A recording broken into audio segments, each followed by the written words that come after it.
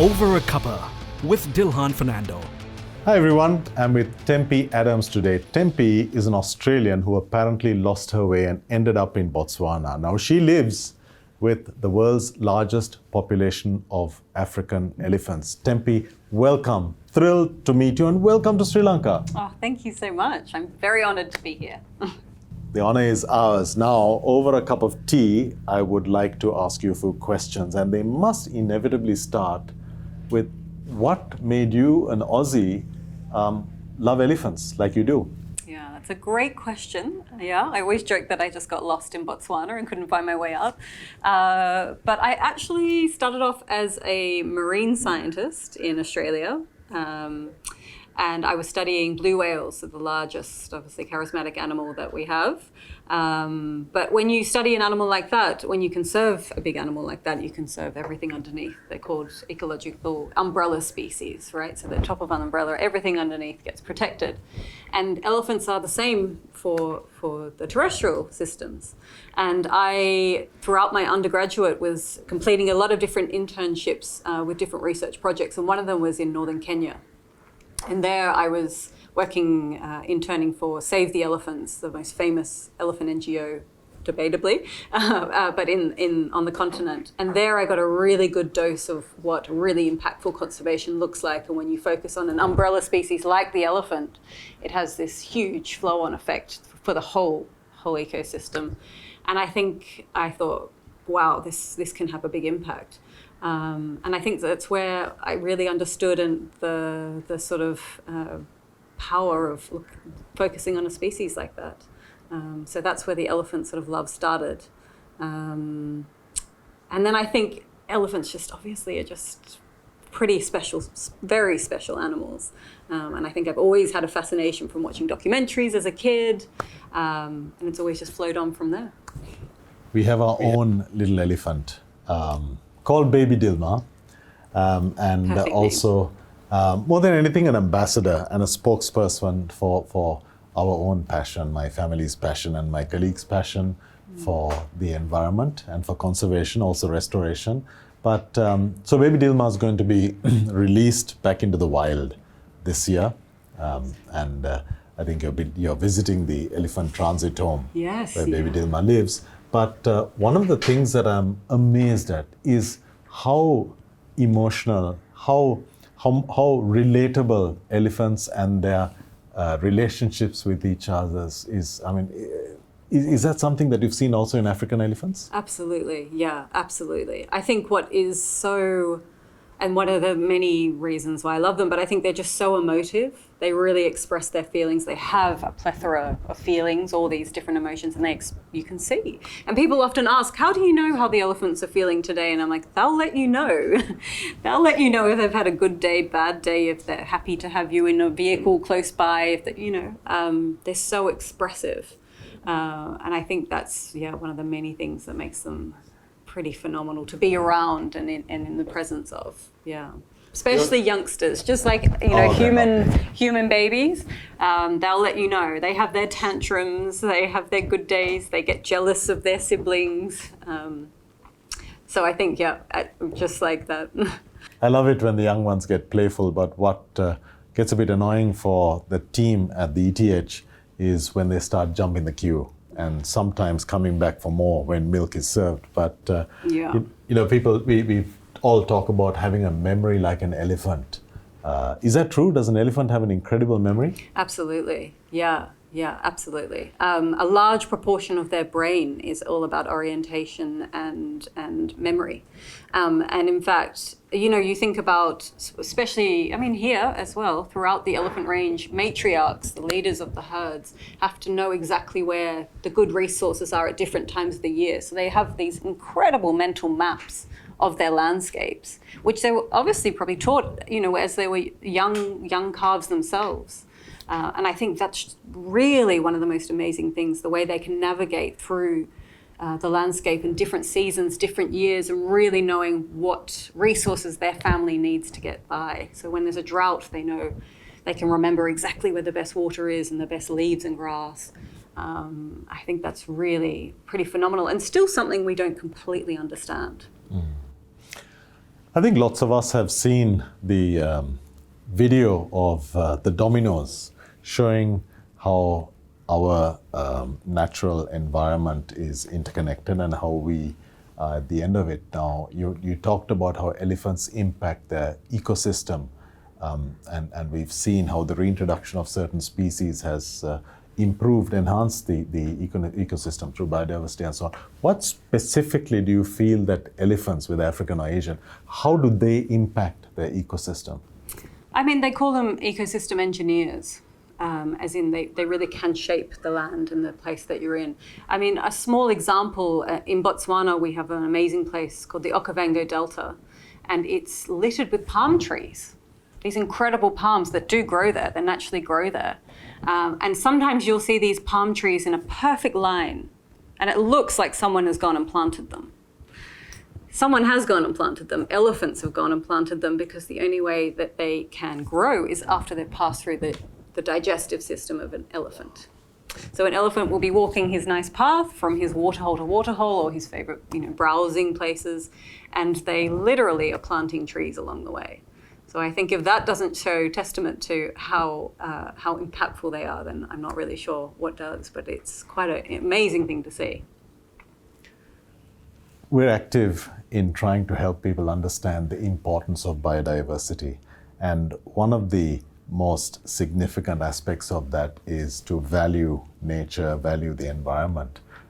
You're obviously familiar with the concept, and what I would like to know is, in context of Botswana and its huge population of African elephants, what do you believe is the economic value, and how is it expressed, the economic value of elephants? Yeah, it's an interesting question.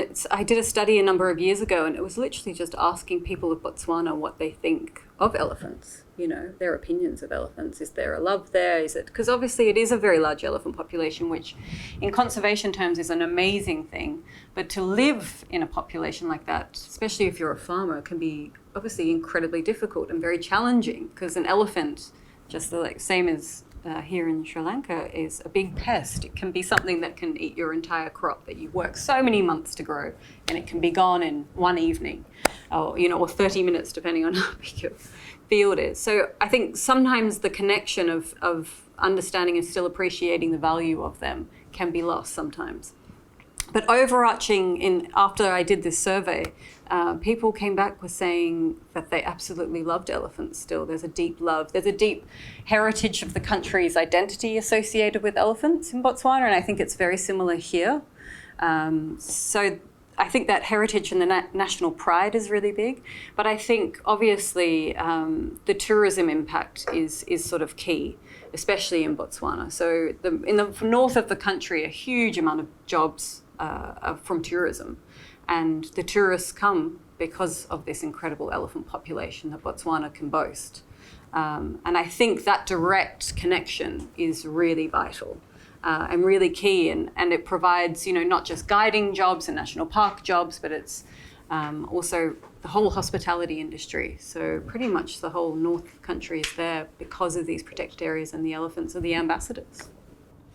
We've seen in Sri Lanka a few highly publicized elephant attacks recently. Clearly, to those who are enlightened, it is the result of humans encroaching on elephant behavior, patterns, and so on, and as much a misunderstanding and as anything else. Elephants naturally aren't aggressive, are they? No, not from what I've seen. I think understanding elephant behavior is really important. That's something we're really passionate about at the NGO I work for. We really try and increase knowledge, basic knowledge about elephants and elephant behavior. And I think, no one can completely know how an animal is feeling, although we're saying they're very emotive. But I think seeing and understanding just key behavioral traits to see an elephant, to acknowledge if an elephant's a bit annoyed, is really important. So then you can then you can react and adapt to what they're feeling. But I think what's really important is it can be an animal that you've seen for many years, many months, whatever your time frame is, but you never know what's happened to them that day. So if they've had a fight with another bull elephant, for example, if they've they've suddenly, a path that they've always crossed, followed through their whole life is now suddenly blocked, and they're being pushed into an area they never previously were. There's so many different factors that can aggravate and frustrate an animal. And I think just that's often usually the trigger of why we have these bursts of attacks, and when they can happen. But it's only when they're absolutely stressed and they feel like they have no other option that they'll react and either protect their family from something or feel like they have to protect themselves from something. So only at their most threatened would they create and have such a horrible incident like this happen. What's it like to live amongst elephants as you do? It's an honor. It's such an honor. It really is. I mean, I literally have wild elephant herds that pass outside my garden almost every night. I can hear them rumbling. So I live in a town, but we're a town that is a very big tourist town, and we have thousands of elephants living in and around our area. So I've got a wildlife corridor just next to my house. So it is classified as residential, so they do pass by our town and through the town that we live in to come and drink at the Chobe River, and then they pass back out. That's also why wildlife corridors are very important, to allow them to do it. What are some of your most memorable elephant encounters? I literally was just telling the story. It's such a great question because I feel like I've had so many very different ones over the years. But I think one that really stands out to me was a number of years ago. We helped the local Department of Wildlife with wildlife rescue when they can't get to the scene, because we have a vet in our team, and we were called out because an elephant was stuck in a well, a man-made well, and no one knows how long it had been there, but it had definitely been at least a few days. It was a big adult female elephant, and her herd was nowhere to be seen. They clearly had left. So we were asked to come and assist, but we had very little resources available. So it took us really quite some time to get her out, 2 days to dig her out. And then at one point we were, in the dark, and we had hyenas all around us trying to come near her, and we were keeping hyenas away from her, and it was quite an ordeal. Eventually we got her out, and then it took us a long time to hydrate her enough to be able to get up on her feet. Because obviously she hadn't eaten, she hadn't drunk anything. She was traumatized. Very, very traumatized. So after many liters of drips, we had saline drips in her ears and rehydrate. We got her on her feet after pulling her up with ropes using vehicles. It was a massive, massive thing. And once she got up, we all got back in the cars to give her space. And she's a wild elephant. And she didn't get up and walk away. She came straight over to our cars, and she went and rested her trunk on the bonnet of the car. And then she slowly just put her trunk along the car, put her trunk in the window, and it was almost, the only thing we could think of was a thank you ceremony. It was unbelievable. And she was there with us for a number of hours, and then finally she just walked off into the bush. That's fantastic. They are so human. So human. Beautiful nature. The fact that we had that level of connection where she really could acknowledge how much time, I think, and the effort we put into doing what we did to get her out. Yeah, so that was incredibly special. We all hear that one of the most beautiful aspects of elephant behavior is the matriarch. It's how it reacts and relates to the rest of the herd. Any matriarch stories that you might help us to understand this phenomenon? Oh, gosh. I think the way the matriarch is so protective of her family is really incredible. And how she has to think about all the members of the family. I think we can all relate to that with big families. I think there's a lots to worry about. And I think that is truly amazing. And again, we've had an incident where we had an elephant calf that had a snare, so a wire snare somehow around the middle of its body. I have no idea how on earth it could have gotten there. And again, we had to we got called in to come and assist, and to remove the snare. But to dart a young wild calf is really, really stressful, because obviously you can't explain to the mother that you're tranquilizing your calf to help it. But one day we were called out to do it, and usually you have to tranquilize the mother as well. We had to tranquilize the calf, and who we thought was the mother, but it turns out wasn't the mother. It was an aunt, and mum was still very much awake. And she viciously defended, obviously, her calf that had gone to sleep, because you have to put them to sleep, and her sister who had gone to sleep, who we thought was his mother. But then it's a fascinating thing. But again, she sort of reached a point where I think she realized there was an issue with her calf. She realized her calf had this foreign thing, and she stood back and allowed us to take it off. Fantastic. So I think that, again, these phenomenal things, and very honored to be able to have witnessed them and seen just how they can recognize what's happening in a situation and have the trust in people. And often, we don't place that same trust in them.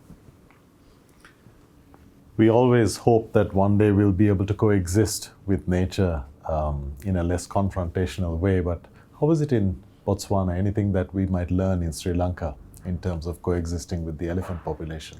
Yeah, I think the scale is so different in Botswana. I think we're almost at opposite ends of the scale, where we have such a large elephant population and such a small human population. And I think Sri Lanka is completely opposite.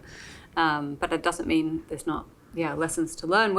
It's always taking work, right? I think it's something that there's never going to be one solution. We're always going to keep working at it as the human population expands and increases. But I don't think hope is lost. I think really clever land use planning is the key. Same thing in Botswana, allowing paths of movement connectivity between protected areas, recognizing those important areas.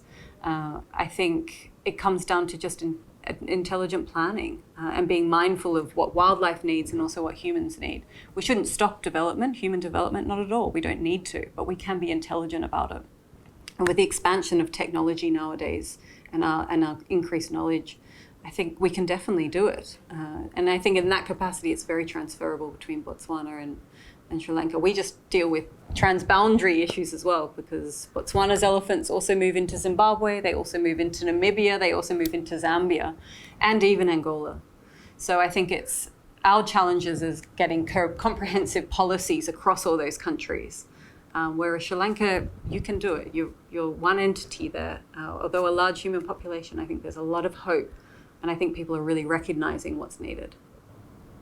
Every species has something to teach humanity, whether it's in medicines or behavior or whatever. What do you think the elephant has to teach us? I think just empathy. Kindness. Kindness and empathy, yeah. I think it's absolutely the key. I think if you ever get the chance to be able to sit and watch a wild elephant from a distance, just interact, I think it's a very nice grounding reminder of what's important in life and how they treat each other. I think we need to do it a little more the same, remind ourselves to do the same. Wonderful way to conclude this conversation, but I hope you will continue it with baby Dilmah. Absolutely. But for the moment, cheers, and thank you so much for coming in. Such a pleasure. Thank you so much. Thank you. Over a Cuppa with Dilhan Fernando.